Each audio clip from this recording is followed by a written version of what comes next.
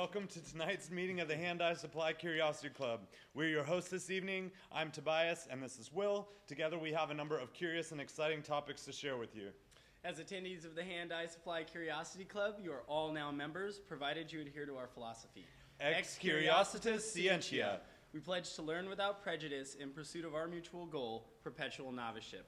We admit that it is impossible to know everything about anything, and thus we remain perpetually curious and perpetually novice. This is our flag and our mascot, Franklin. The lightning bolt represents the receipt of knowledge, the enlightenment of illumination, the resonance of truths understood. It awakens and excites us and makes us hungry for more. Curiosity Club is made merrier by our fellow artisans at Fort George Brewery in Astoria, Oregon. Now let's give a warm Curiosity Club welcome to Marcus Estes of Chroma.Fund.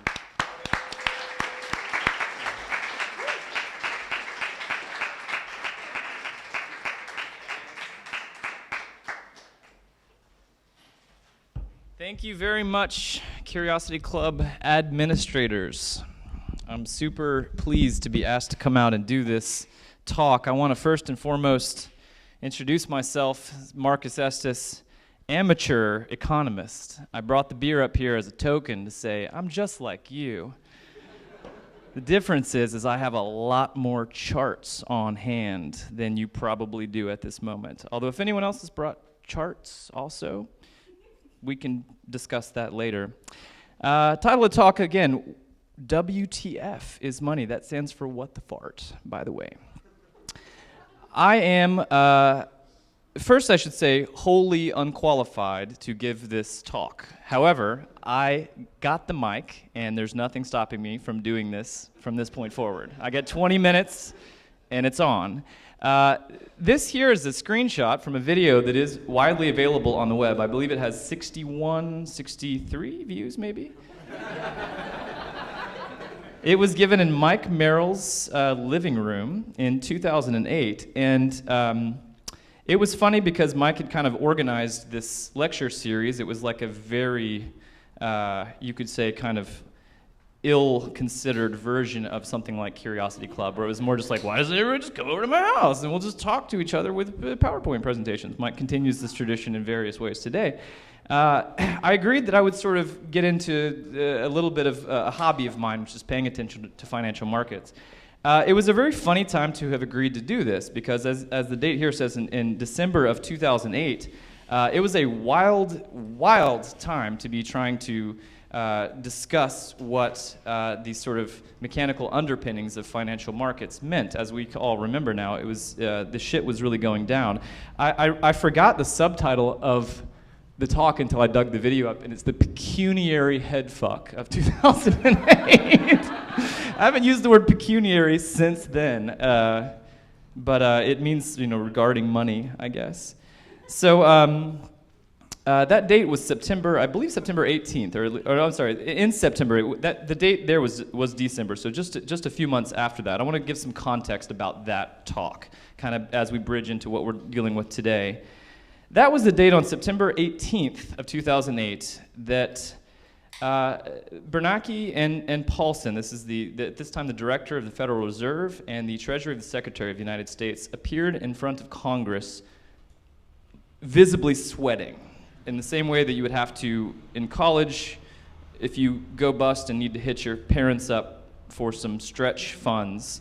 They were sort of doing that, but for the sum of $700 billion in front of the people, the elected body. They had to beg for this money. And Ben Bernanke was quoted as saying, if we don't do this, we may not have an economy on Monday. And it's a little hard to remember. We all have this kind of vague sense that shit got weird for a while. The closer you were to the industry of, you could say broadly, the financial industry, the more confused and worrisome this event was. And we hire a guy like this, and we'll get into his job in a second, to know the most about it and to tell us what's up. And at this time, they were basically saying, we don't have any idea what is going on right now with the economy, but I need $700 billion if we want the economy to live. In hindsight, it's kind of like a Dr. Evil proposition. a breezy summary of some of the events that went down over this period of 9 to 12 months, 2007, bridging into 2008.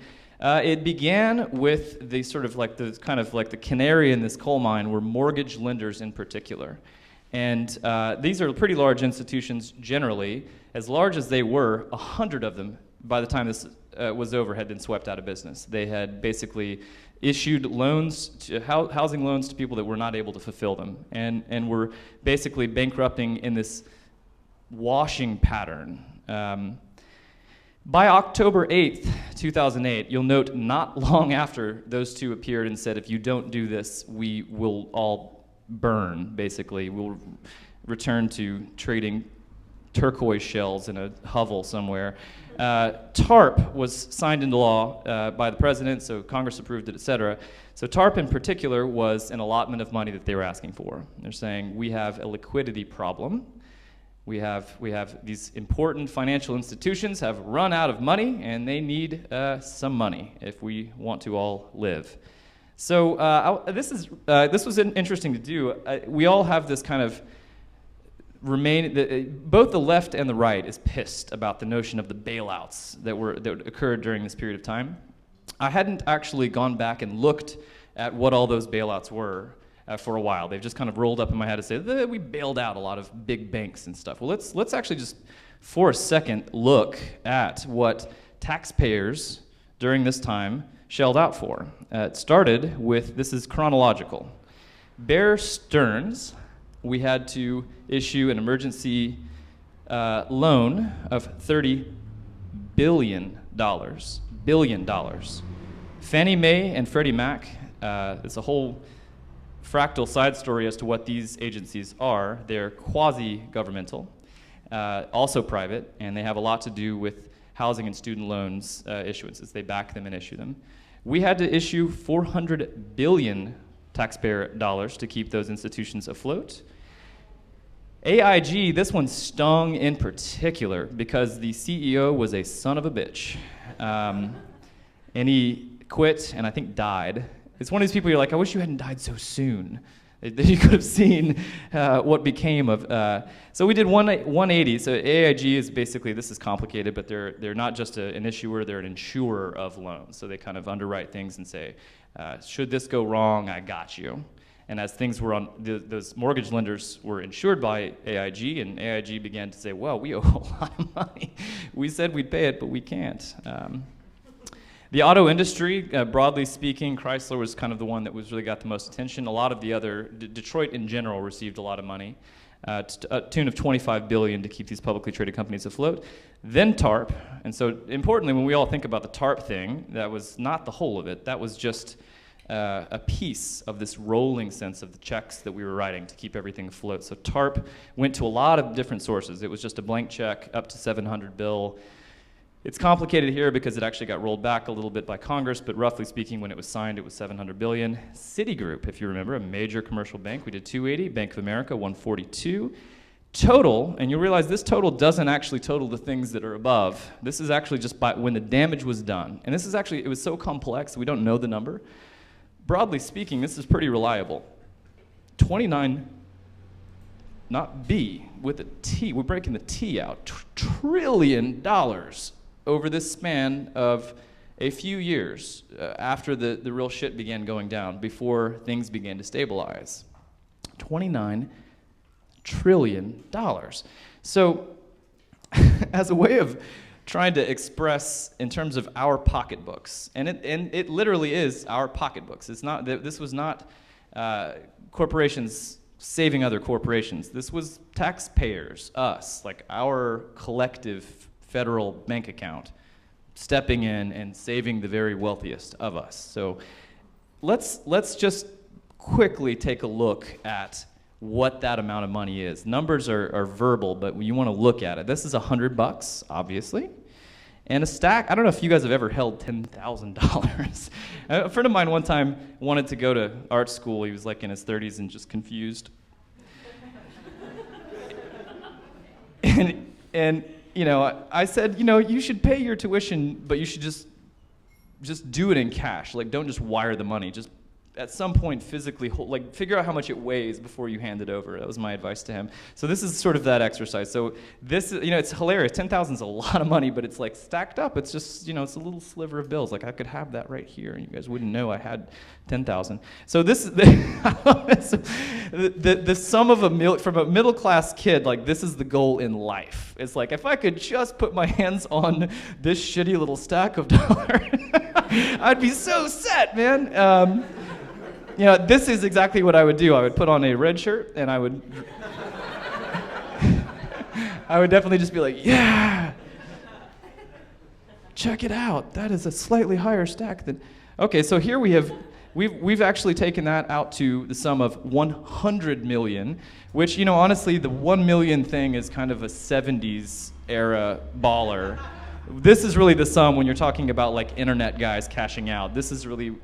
You end up walking around with something like, I would call that navel high amount of money. This is how deeply it needs to extend to go from where we were. So again, we want to count off the decimals here. We've got 100,000, that's a million. With that level of zeros, we're talking about 3 commas. That's $1 billion. That is the kind of current sort of popular culture really rich sum. See, its exit with Instagram sold for $1 billion. If they had printed that out, this is what we're dealing with. So this next leap is just the trivial leap from $1 billion to one more factor. This is, that's the wrong way. That's 1 trillion. So I'm going to back that up. That's 1 billion, and that's one. If I ever make $1 trillion, I will still put on that red shirt. But I'm gonna take out a big like a hanger, I think, and just take it in.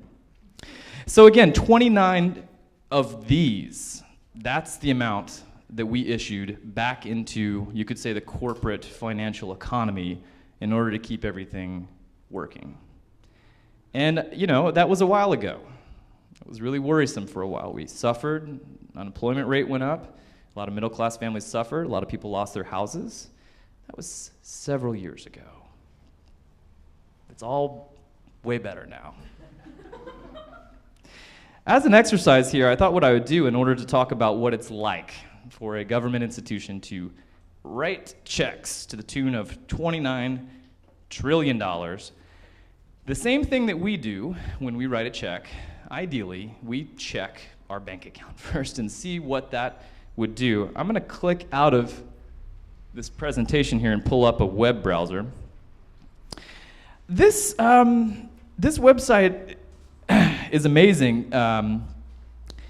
It's just at CIA.gov, so that's the CIA's website. And they given the staff that they have, the World Factbook tracks a lot of things. One of the coolest things that they track is the rough estimations of the bank accounts of various world nations. So, you have to think about what the figure is, but it explains here it's a company's net trade in goods and services, which is roughly GDP, plus net earnings, net transfer payments.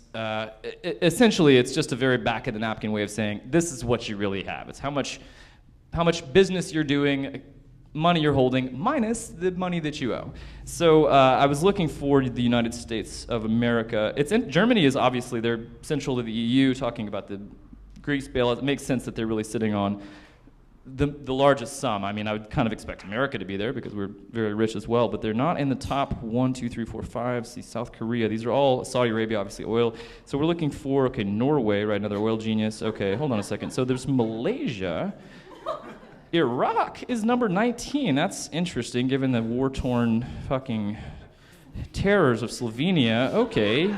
Bahrain, Papua New Guinea. Motherfuck. I'm talking about Fiji at this point. Gabon is, okay, Chad. Chad has negative $997 million. And that is a lot more than the United States of America has. I'm still, we're the very bottom on the, says the CIA. On this list of 193 developed countries, using the standard of how much money do you have minus the amount of money you owe, roughly, way less rich than Chad, Mongolia, or, and this really kills me, Canada. It was neck and neck there, but we, by a factor of many over, beat us. So back to the presentation, we didn't really have 29 trillion on hand at the moment. So Bernanke again came and said, I really need some money, and mom and dad were very busted. So this is kind of an important piece. Well, so, not just exactly, if a bank account is negative, how much exactly negative is it? And this was undoubtedly a Tea Party project. It's just too cockamamie. I don't think it was like a sophisticated net kid in San Francisco, but it's tallying it's purportedly a live amount here. This is 18 T in debt. That's negative accounts. So we all know this to be the case. Both the left and the right uses it in a certain way. We owe a lot more than we have. A lot more. So where the fuck did we come up with $29 trillion? This is maybe the sort of essence of part one of this conversation, and it's fun kind of coffee talk. When we owe a huge amount of money, and then we have to pay a gigantic amount more, literally how do we do that? How did we ever cover that balance? We printed the money. This is not an exaggeration. This is a cute little graphic joke that there might be a consumer shitty HP printer out there that could just manufacture you $100 bills. But let's explain how and why that is quite literally the case. It begins with an institution known as the Federal Reserve. The Federal Reserve was created in the early part of the 20th century. I think it was 1917 by an act of Congress. Complicated reasons why, but it made a lot of sense at the time. Let's make a central governing body to do three things. These are each complicated. I'll kind of summarize. They do open market operations. That means they buy up treasury bills. They influence financial markets by being a buyer of things, of bonds. Secondly, they set the required reserve ratio.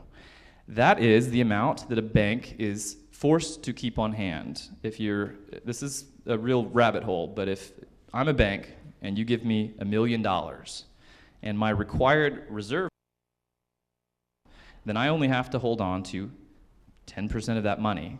Even though it's your money, that's the amount that I have to hold on for sure. The rest of it may be loaned out. That's just the way it works. Third, and this is the one that we kind of more popularly think of when the wizard that was Alan Greenspan or Ben Bernanke steps up in front of the people, they change this is actually something a little more specific, but they set the rate and interest rate. So the discount rate is one way of looking at it. This is the rate that that banks lend money to each other, but basically when you get a home loan, has a lot to do with this, prime. The Fed sets that rate. How cheap is money? So with those three jobs in hand, they became very different in 1971. Before 1971, if you had $1 in your pocket, it represented something that the Federal Reserve was in part responsible for maintaining, which is that it represented some actual stuff. It wasn't just slip of paper. You could actually, in theory, exchange it for a thing that was also valuable, gold. Gold is it's an elemental resource. There's a certain amount of it on planet Earth, and we can't make any more currently. So the amount of money and the money supply was governed by how much gold the United States had managed to hoard. So in 1971, Richard Nixon, in all of his infinite wisdom, decided to enact something that they literally called the Nixon Shock Doctrine. And I imagine that could refer to many things, but it happened to refer to this. So I was looking for a quote as well. He had to appear in front of Congress and the people, and as part of this process, what he basically did is said, let's pretend that money doesn't have to stay connected to gold. Let's just disconnect it from that, and say it means whatever the fuck I say it means. And he said, let me lay to rest the bugaboo of what is called a devaluation, which means that we would potentially devalue our currency by unpegging it from gold. So, historical side note, since then, when the Fed wants to make money, it is legally permitted to, in a sense, print it. Let me walk you through how that works. So, in order to create money, first, you arrange to print the money that you intend to make.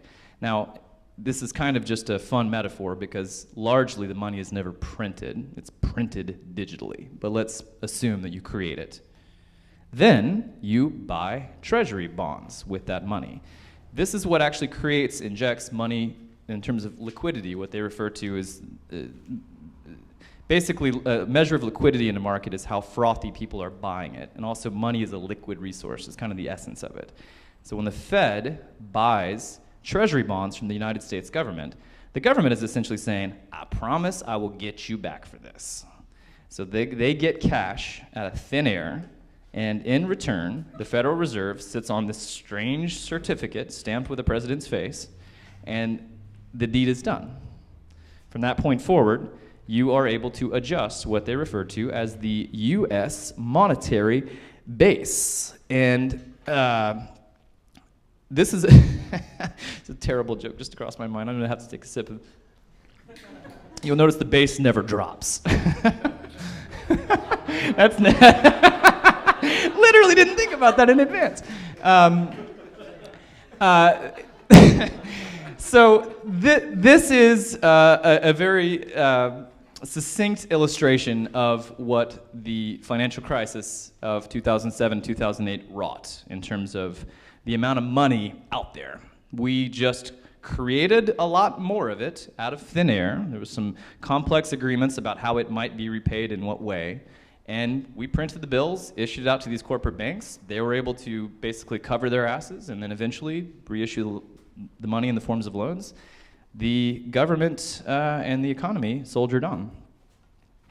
Ben Bernanke, after this point, in this recalcitrant tone, said, well, because our economy is very weak and inflation very low, and we'll discuss inflation in a moment, when the economy begins to recover, that will be the time that we need to unwind these programs to raise interest rates, reduce the money supply, and make sure that we have a recovery that does not involve inflation. Just keep that in mind. This was Ben's assurance for how things would play out after he got his money. This is a chart of the prime rate. Again, this is the arbitrary value that the Fed has. They're permitted by Congress to adjust it on a slider between a low and a high number. And between those, they can do whatever they wish. The Federal Reserve is oddly a private institution, but they are elected, members of the Fed are elected by members of Congress and the president. So it's a strange institution, but they have a lot of power over this thing that rules our lives in terms of when you go for a home loan, the amount you pay for it is set by this chart.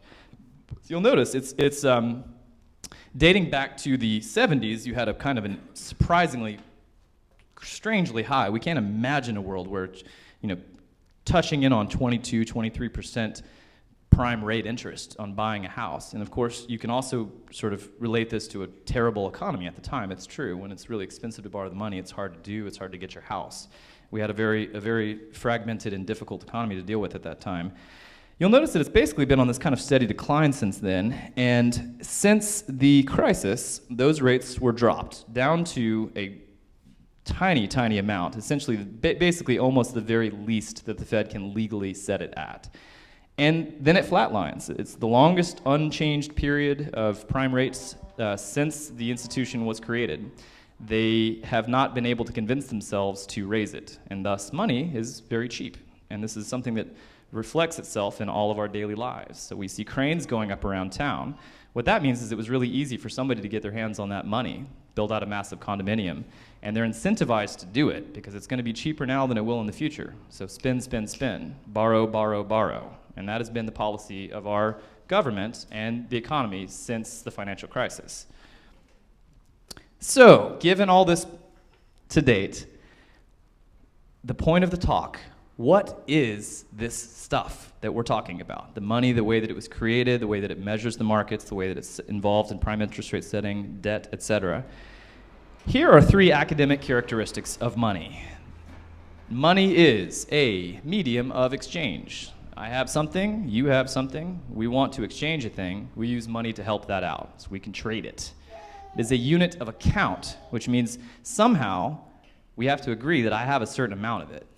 And that can't be a fungible, variable thing. It has to be very clear. I have a lot, you have a little. And that way we can, when we trade, we know how the accounts are settled up afterwards. And finally, it's a store of value, meaning money is worth some amount of thing that allows you to say, this is how much a pig costs. This is how much a house costs. So it's this relative store of value. I will say here that the idea that we come up with the same system for this kind of thing, that we all know what money is, we refer to it sort of fictive construct, but that it's a thing.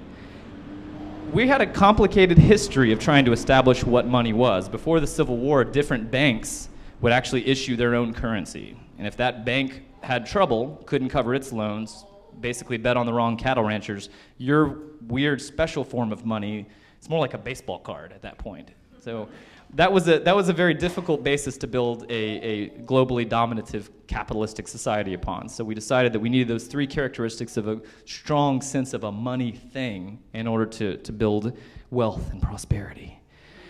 It's also a very ancient idea. This, it's to me super fascinating. The oldest written record that we have, the oldest thing that represents language, this kind of technology that separates the men from beasts, right? So like we know this is the thing, this moment. So there's an actual artifact that we have, and we say this is carbon dated, this is the oldest one. This people being scratching in stone tablets.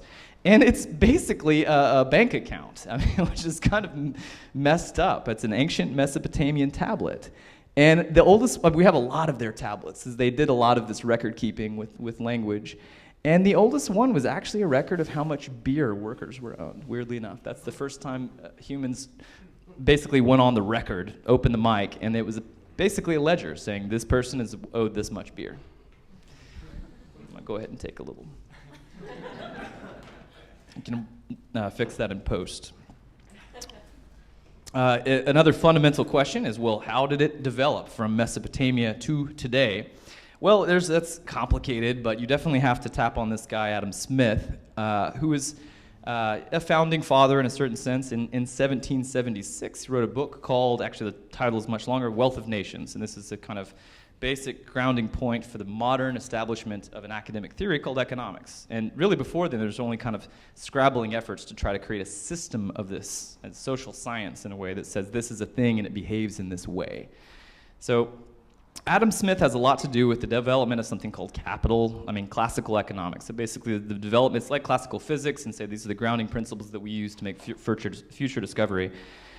An important piece of this, and this is a vast oversimplification, is that money was not the first thing by any means in terms of before we need money, first came some other way of doing the thing that money is for. And if you think of kind of a less developed technological society, when you got apples and chickens, I got this clip art. I had better chances to do something better, but I just liked it. The notion here being, hey, I have apples, you have chickens, let's just trade our stuff, and that'll work.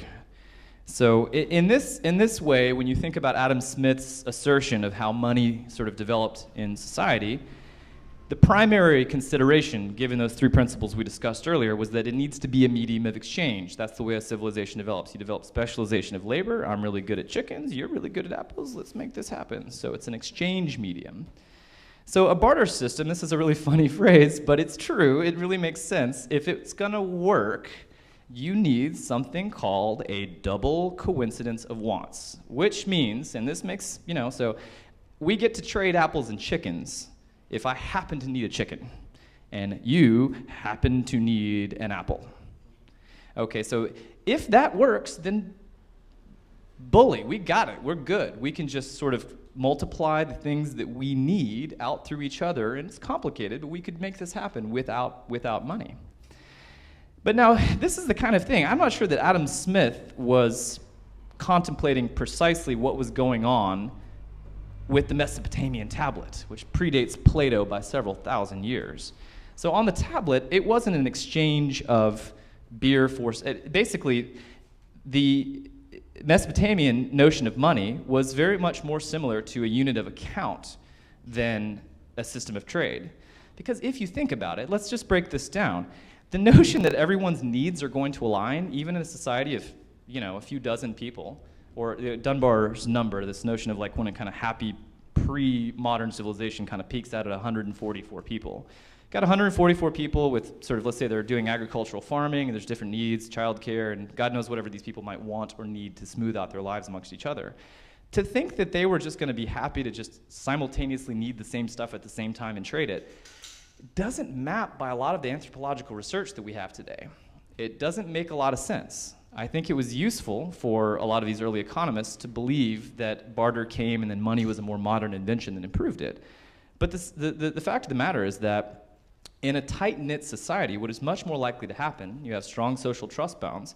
If you have chickens and I have apples, but you already have enough apples, well, if I want a chicken, maybe just give me the chicken. I don't have what you need right now. But if you do, I swear to God, I will pay you back.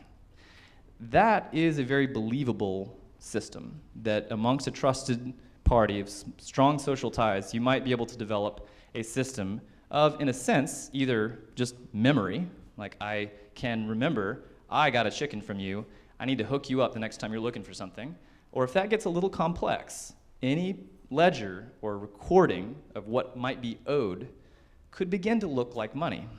And at which point you have money in pre-civilization societies really serving its first function as a repayment of debt.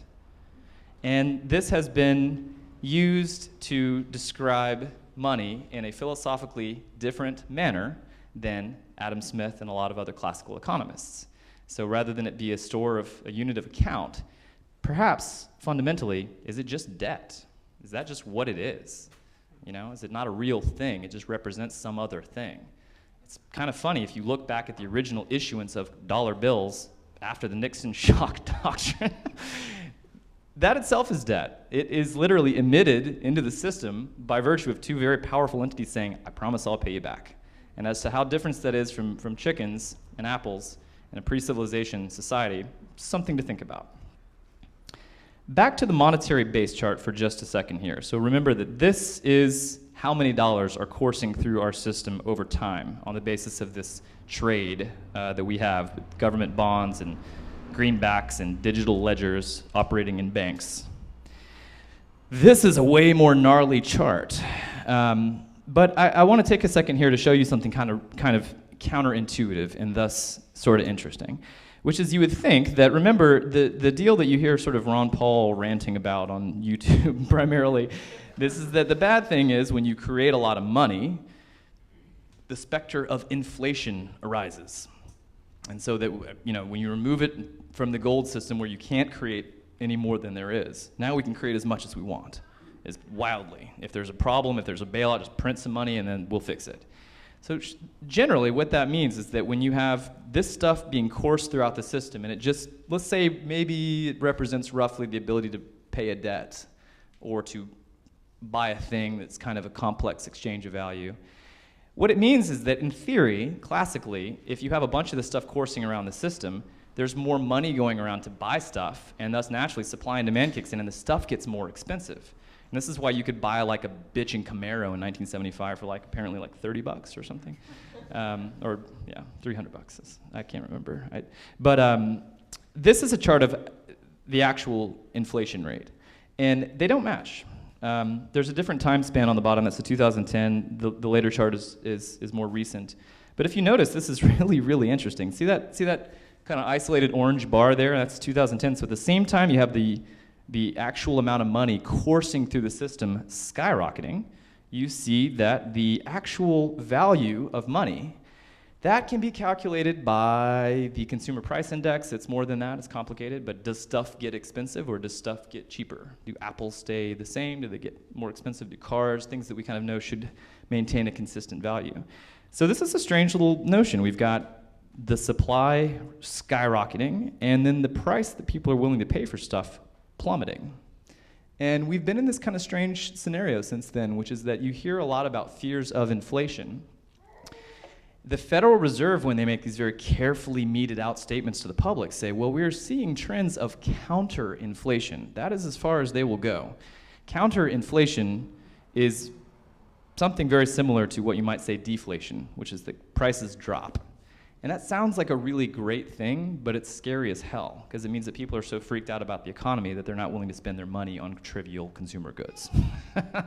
That's a potentially really devastating psychological effect coursing through the system. So there's not a whole lot of time to go through all the complex correlations between those things, but just note that the supply of money and the amount that consumer goods are priced by a factor of are not as correlated as people might generally have you told. So I want to first have everyone observe this amazing PowerPoint transition. I do a lot of just stealing of stuff from other people, and I haven't told you anybody that I'm taking these charts from because there's just not enough time in the day. But just like a technical note, if you just copy and paste out of a PowerPoint deck created like on Windows 95, you get the transition with it. I didn't even know that until later, but just one more time. I'm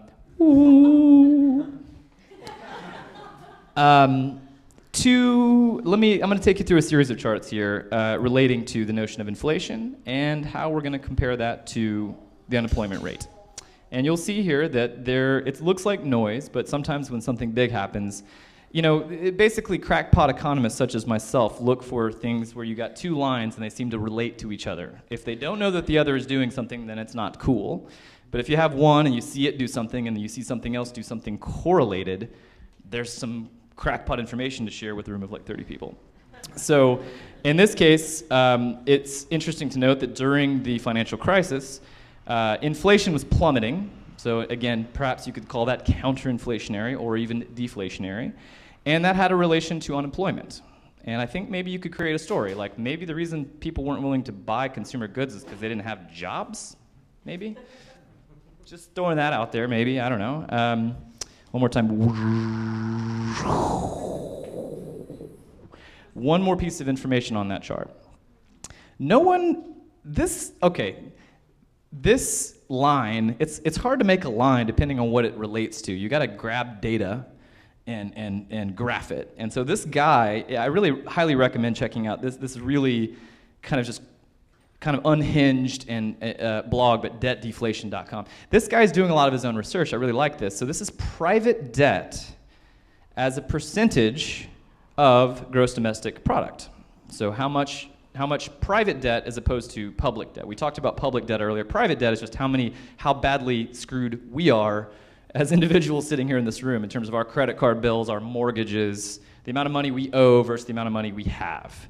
Okay, so the private debt rolled up, and then you map that to the actual amount of like productivity and money coursing through broadly the economy, GDP, also a complicated number. So that's a funny number, but you'll notice here that when you see unemployment rise and deflation set in or inflation fall, there's a trend line there that, now correlation does not imply causation. I hope someone in this room is about to shout that at me from the back of the room.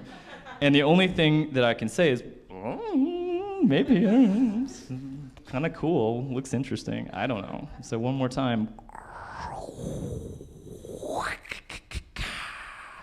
Okay, ooh, wait. Sorry, we gotta do that one more time.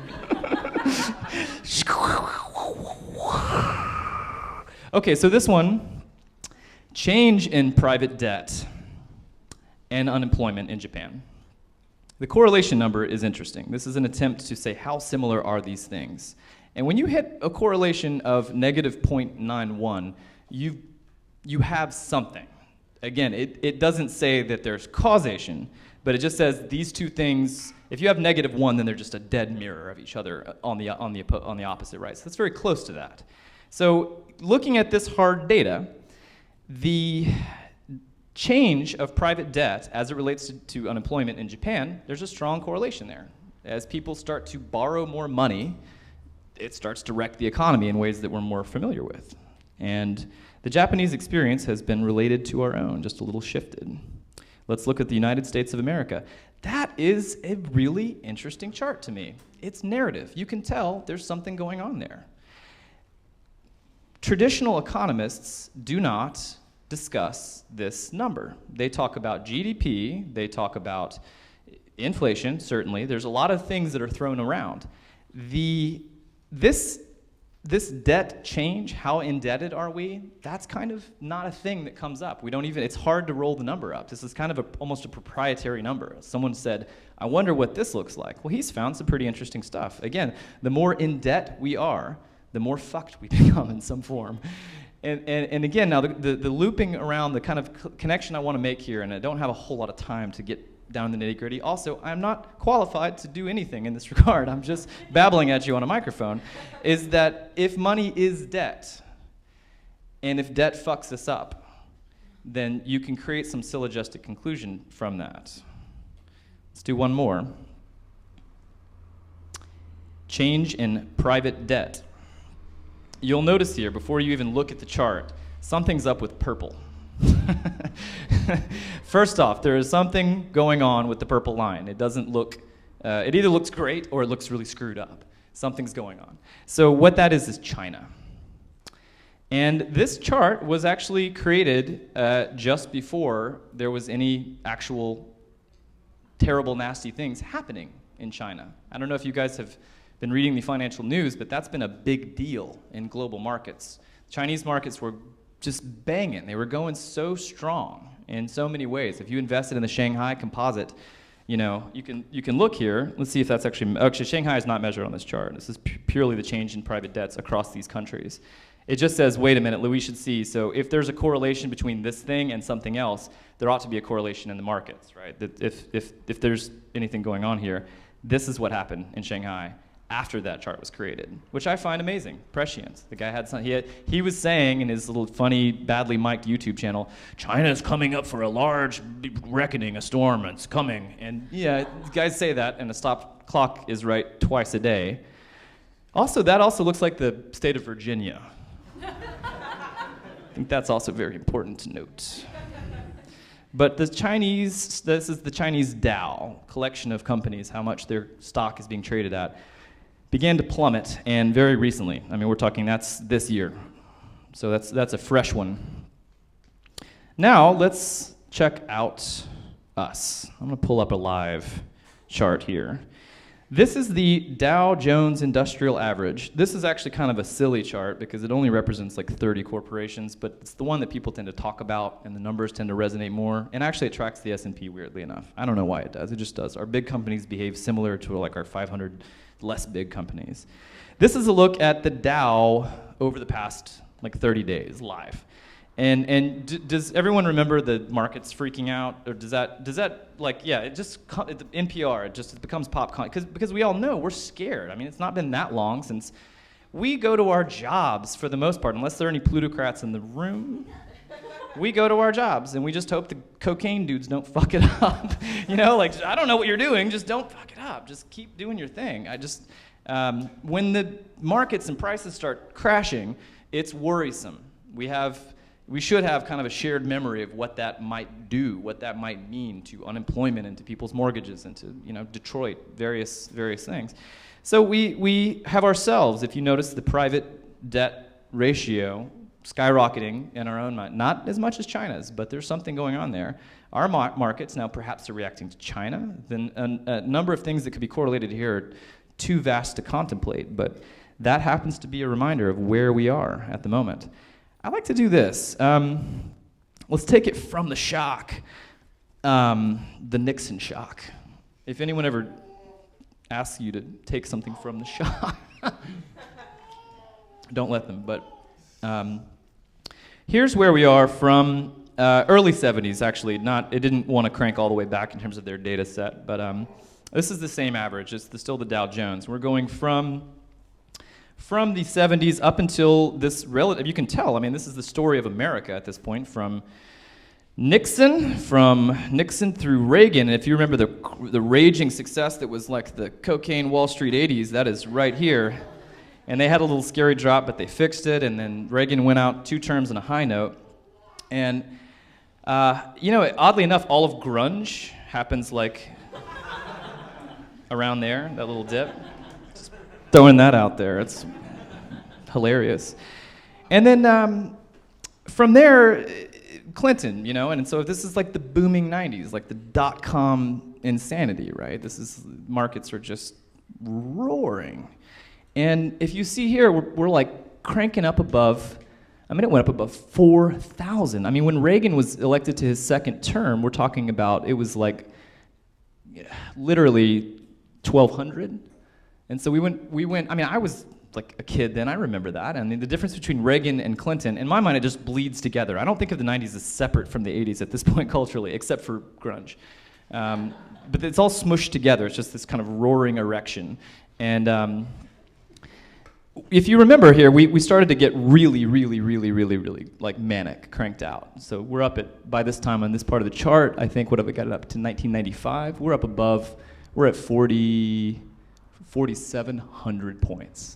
Okay, let's just do this little parlor trick. I'm gonna kind of pull the chart out a little bit. Whoa, 1997, we went from 4,000 to 8,000 in a couple of years. And I'm not sure that I even knew what was going on I'm gonna place myself as a teenager, but the market was doubling. And then if you stretch that out a bit, remember what we have coming ahead, right? The dot-com crash, right? So let's go ahead and just flirt with, it's booming. I'm gonna get up close to 2,000 here. Whoa, we broke 10,000 points. This is where we all say they were selling like pet supplies and the amount of money going into these dot-com companies were ridiculous and unfounded, and we were due to come back and contract and retract that price. So let's just find out what that looked like. There we go. There's the rough stuff. That was the massive pants-shitting dot-com crash that we all still have to. It was that little blip, right? Oh, and here we know what that is, right? That's 2001.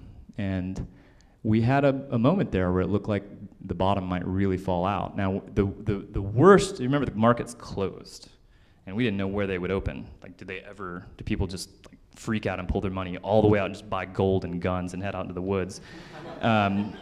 It dipped down, it went below 8,000, and then after that, it actually just was kind of okay. We had some tricky Iraq War trouble, Bush era stuff, Republican presidency must be mentioned, but by the time we get here, we are way beyond what we were ever doing in the late 90s. It's kind of weird to reckon, because by 2006, we were kind of in this malaise at war, spending a lot of money, the country's debt was skyrocketing, but the markets were booming, just absolutely booming. And so as we get to right here, this is what we're talking about with the crisis of 2008. Seen at this scale, in the depths of terror, all we ever did was get to like the Monica Lewinsky scandal. It never really threatened utter devastation. When we think of a terrible crash at this point, we're still far beyond the late 90s. And that's not, inflation hasn't produced that. That's just what we tend to think of stocks being worth. This is just the markets, right? And then just to finish up the job here, you see a lot of rebounding price action. This begins to be the story of Obama, and it's just to the moon, to the moon. We're kissing up above 18,000 points at that point. We have almost doubled the height of the dot-com boom as of the past few years. And whether it feels like that, it's a good question. But it's true, and it's funny. People don't really think about it. Why would that possibly have been done? Well, this is another story here. This is really just a hard left. Some people will say at this point, given the sort of distrust and underpinnings of the financial system that I've discussed with you, there's this magical internet money called Bitcoin that's come to save us from all of the distortions of the control of the money supply and the difference between the rich and the poor. I want to quickly play this game with you in the amount that Bitcoin is worth. And starting from, I'm actually going to back this way up. This site kind of fucked me, but it's cool. So I would love to, there was originally a 3.5 hour long segment on Bitcoin here. I had to cut at the last minute. Basically, this mysterious Japanese guy that may or may not exist announced a cryptographic mailing list. He released a white paper. It's digital money. It's sort of cloud money. It's hard to explain. It's open source. It's not worth anything intrinsically, but maybe. Well, let's see. So the price of Bitcoin, I'm just going to do this without observation, just marched the same thing over time. For all of forever long, it was trading at less than $1. And then this magical internet money began to sort of all of a sudden seem like it might be worth something, and then it hit this like, whoa, at this point it started trading at like $20. So if you had 1,000 of these things when they were worth 6 cents, you are in really good shape. And then I'm just gonna do this market story for you again. Let's just watch what happened to this like basically sort of meaningless digital money. That boom at 23, which looks so impressive when you bought it at 6 cents, gets dwarfed when the price hits $230. Okay, that happened in mid-2013. And then let's keep playing and just watch. That amount of $230, again, looks ridiculous once you hit a peak of nearly $1,200. And so just the story of another currency coming into play and providing value for the participants within the system. Too much to go into as to why and how and where, but that same system of just massive fractal exponential multiplication of value and the sort of questions that must go into it, you must do your own crackpot research to determine where it lies from there. Today, for what it's worth, Bitcoin is trading at $226, far down from its peak. So we've touched a lot of things. A lot of the really important moral, emotional stuff here has gone a little bit implicit. So let's make it explicit here as we get towards the end of the talk. Started with bailouts. We've talked about these cycles of debt where you've got an increasing system where you're sort of buying into more and more debt in order to perpetuate it, and the debt itself ends up wrecking the system. Market crashes. We're all sort of booked on slavery wages in order to repay our debt, and that creates these cyclical systems of rising inequality. And so rather than just leave everybody with a cold, mechanistic explanation of what some of this stuff means, I would like to do some attempts at explaining what causation might mean on a grand system. And I don't want to do too much preamble here. I just want to play you this video. Okay, so I was watching Fox News, and I just caught this, and I've been slowing this down and rewinding it. Check this out. Watch his eyes. You see it? Watch it slow on backwards. Let's slow it down.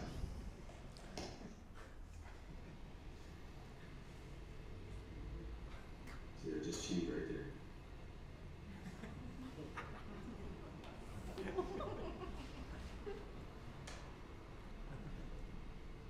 And back to the regular eyes. I don't think it's absolutely ridiculous to assert that one of our country's most influential pop stars is actually an intergalactic lizard, fleshed in a human suit, there to extol the virtues of a monetary system that continues to exploit our working classes.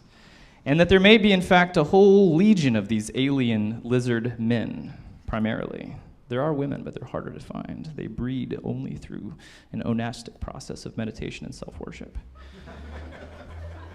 If, in fact, these lizard alien aggressors have attained the positions of heads of state, managers of our banks, our Federal Reserve systems, our global economies, it may be that these correlations have some arcane form of causation after all. I want us all to be vigilant in these contemplations, and perhaps most importantly,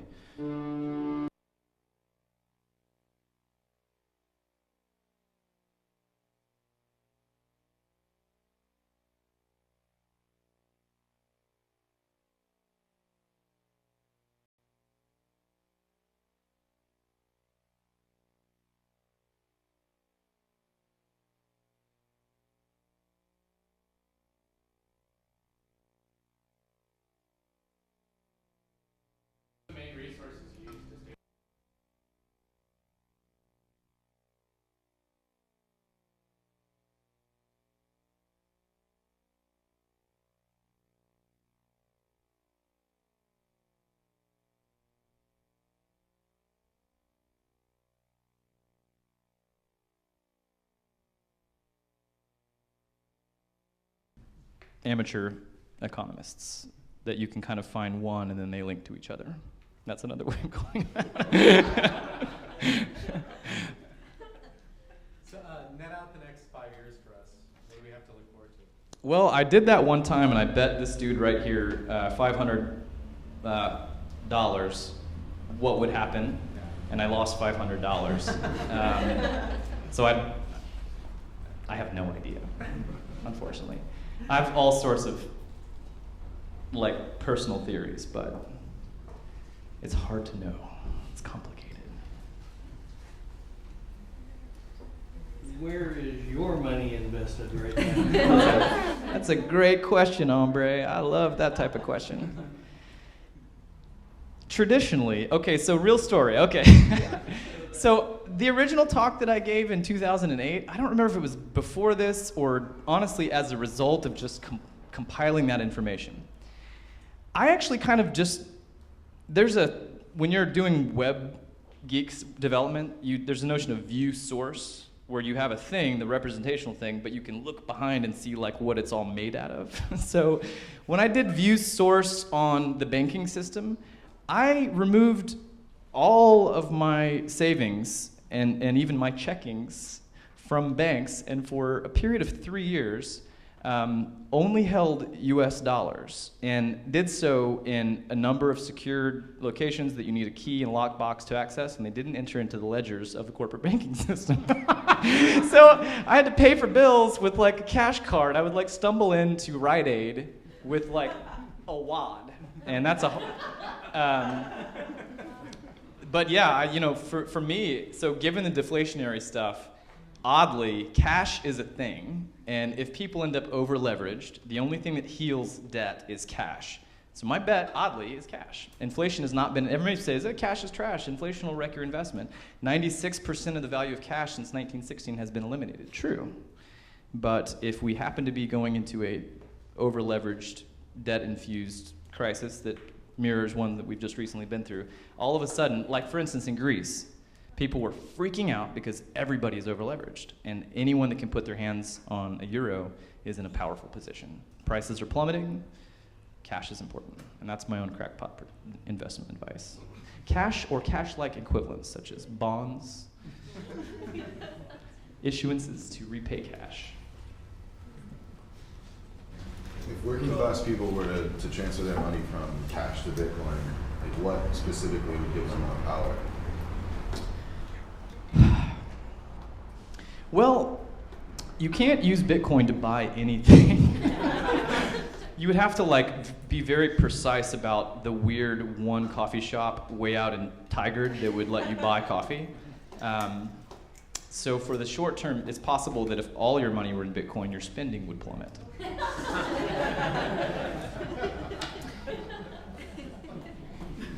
As to whether Bitcoin is like a hedge reserve currency that skyrockets when shit gets weird, recently when the markets were crashing, Bitcoin crashed with it. So it's hard to know. I might be in over my head with this question, but you mentioned that the Fed could issue money after 1971 not based on having anything to back it up, like gold. But it seems like it was a disconnected chunk of banks. At what point, or were they always able to issue a loan bigger than what they had to back up? Great question. What happened? Fractional reserve banking. That was, the question of history is also going to be over my head, although I can take some stabs at it. I would not be surprised. So the banks, okay, let's say Wild West, no regulation. This like in the Wild West. They had you didn't want to. At that point, the first thing a bank could offer you is security. Promise you won't get jacked. I'll hire a dude with a gun and I'll sit on your money. If you need it, I got it. And that's a nice system. What stopped that dude from just, if someone else needed some money for a loan to open a feed store, what stopped that dude from giving him a little bit of your money? He just hoped that you weren't going to come get your money, and that eventually the guy would repay and it would all work out. A lot of that stuff went south, obviously, but fractional reserve is kind of a natural instinct of a banker. outside of regulation. You can make more money if you got a lot of money that you're sitting on. Not everybody needs it all the time. You start wheeling and dealing. The creation of the Fed, which I think is like 1914, and there's an interesting history there. It's not to say that it's just like necessarily this massive evil. You see a lot of like anti-Fed stuff. A lot of this stuff has a baked-in anti-Fed, seemingly anti-Fed perspective, which I think is, honestly, I'm sharing like half of this is bullshit. More than half. But you just don't know which half. That's your conundrum. I won't tell you. But I think probably the fractional, there's probably some precedent for it, but the Fed was allowed to establish part of the 3 jobs of the Fed. One of them is the fractional reserve rate, and so I know that at least since then, so early 20th century. But that's an incomplete answer. I think it's interesting that people who are interested in this topic, it's quite a subculture, and it quickly devolves into a very strange, extremist, like intergalactic. Oh yeah. Devolves or evolves? He actually used the term intergalactic when he was telling me about this. It's part of the pitch, right? So I'm wondering, are there other subcultures that you observed who are interested in this topic, and also like, I think that that's just the working class person out of researching this on their own? Is like this? Is it some sort of like propaganda against research? That's a really interesting question. The persona of the person that just gave that talk versus where I might actually sit on that. The presumption that it is a system that has been overtly designed by a rational, controlling, omnipotent actor or a set of actors seems to me a little bit hard. It feels good to think of it that way. It seems a little hard to hold all the way because it's such a complex system. So anyone sort of mumbling on YouTube and showing you charts and explaining to you how the world works, they're wrong in ways that's just really hard to find out. But the interesting thing is just to say, I'm going to try to find out, and then I'm going to try to find out how wrong the person trying to tell me how things work are. And I think that's a good iterative process. I don't know if there's like a conspiracy against self-education in this way. Yes and no. I mean, honestly, there's the advantage. Definitely, the upper classes have some motivation to stay up, and they want you to borrow. And if you thought of the borrowing as kind of a cyclic destructive process, then it would be like not good for their business model. So that seems persuasive to me. But you know, there's a lot of data out there, like a lot of public. I mean, it's funny. This is a data-rich field.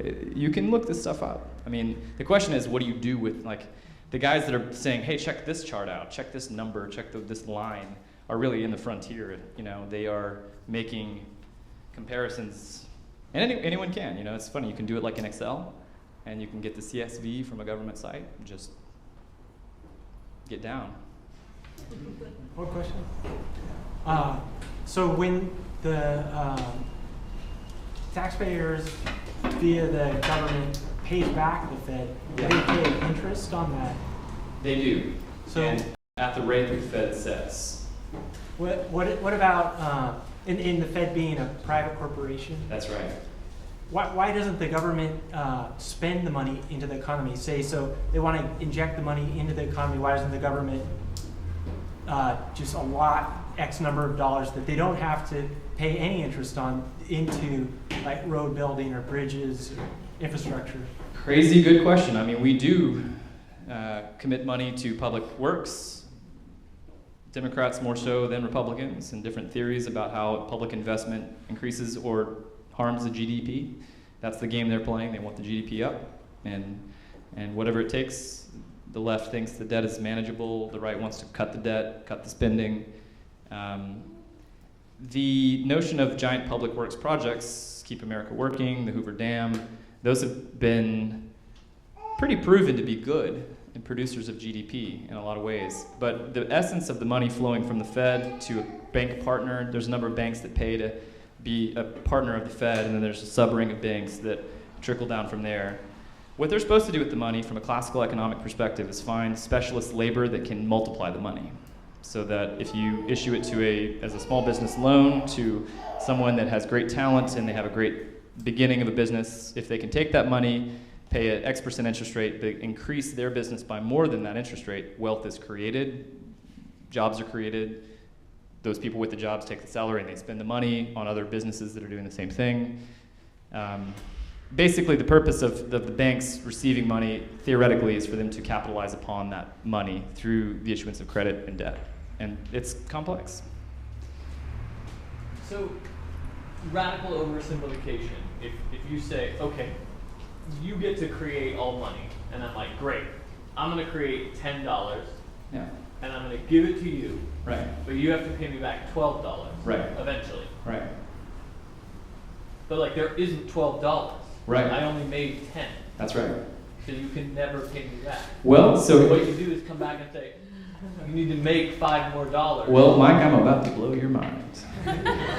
Because when the Fed gives me, let's say $100, I'm a bank, and I got to pay it back some extra money when it comes due. I only have to hold on to $10, let's say, and I can loan the rest out at an interest rate higher than the one that I have to pay back. So as long as that person doesn't F up. No, because I created all the money, and I only created $100. Oh, right, that exists. Eventually, I have to give back $101. What you're saying is that more debt exists than money? It can never get paid back. Bingo, bango, motherfucker. So it's healthy. The healthier a nation is, the more debt it has. Well, except that it correlates with bad economic indicators. Maybe a sweet spot, but it ain't. Then voting for the wrong people. You want Or to- the systems for it. Mike's been voting for lizards, I can guarantee you.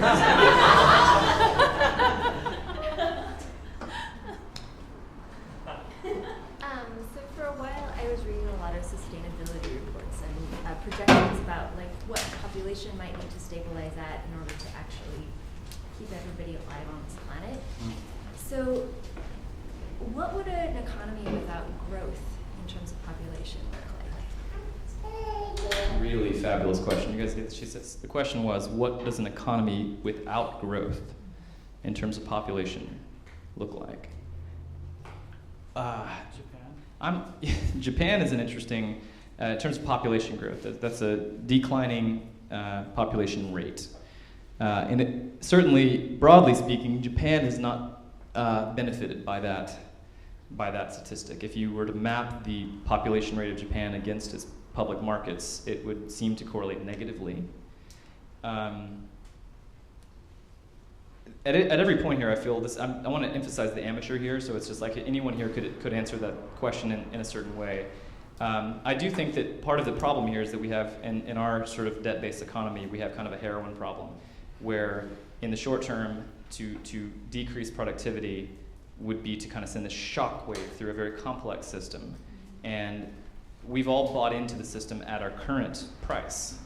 And so the problem is that if you were to decline it in some ways that would fundamentally, for instance, lower carbon emissions and create more holistic kind of relationships between actors within the economy, restabilize the wealth inequality thing, is that you have to go through this kind of terrible sort of recalibration. So the house prices that we bought into wouldn't work if we don't have this constant thronging debt engine that drives everything and drives prices continuously upward. So I think of it very much like, it's like heroin withdrawal, like the abyss, where you have to fill up the lungs full of pink fluid before, and it's like terrifying.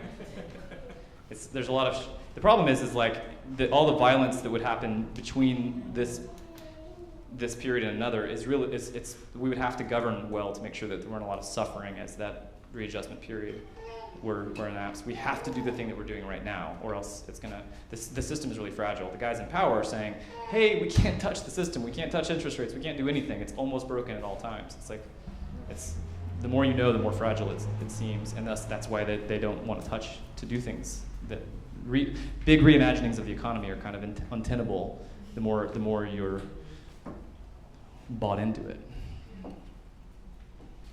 And we're all bought into it. Do you think the Fed should raise the interest rate at 1/4 point? Well, I sympathize with these guys because they've had the same, okay, so they thought Ben Bernanke, the guy who's primarily responsible for doing that, thought that the entire world was going to implode a couple of years ago. And then it like sort of seemed to stabilize in a way that's hard to explain precisely, but narratives emerge. But then the problem is that if the interest rates are really low, you're just incentivizing so that other line that people aren't looking at, like the consumer debt as a percentage of GDP, when the interest rate is low, skyrocketing, because let's all go get us some houses, man. Houses are on sale right now. Let's do it. And you have to pay a lot for it because everyone's buying them. So the question of whether they should hit the brakes a little bit on that, it's like, well, yeah, definitely. But then you have the markets freaking out right before they were probably undoubtedly about to raise the rates for the first time since 2008.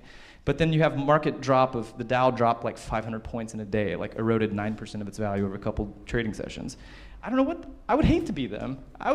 Why did they take that job? Who the fuck?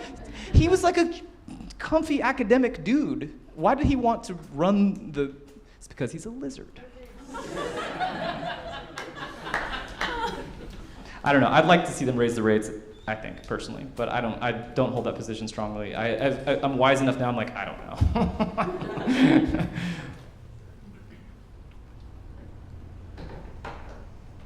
We good? Thanks, Marcus. Yeah.